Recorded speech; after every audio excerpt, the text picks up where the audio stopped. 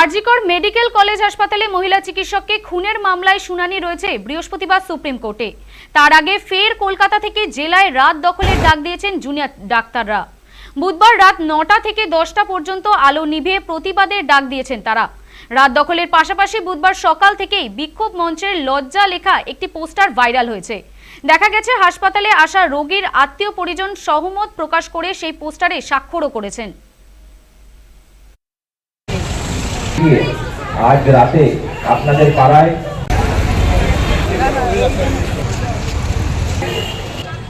আমাদের অভিযানটা আমাদের অনুষ্ঠানটা হচ্ছে 9টা থেকে 10টা, যে বিচার পেতে আলোর পথ এবং রশনি সে নাই থাক, মানে রাত্রি 9টার সময় আমরা সবাইকে অনুরোধ করছি বাড়ির লাইট বন্ধ করে রাস্তায় নেমে আসুন মোমবাতি হাতে নিয়ে এবং এই বিচারের দাবি তুলুন মানববন্ধন, যাতে কালকে সুপ্রিম কোর্টে গাড়ি সেখানে আমাদের কর্মটা পৌঁছে দিতে পারি।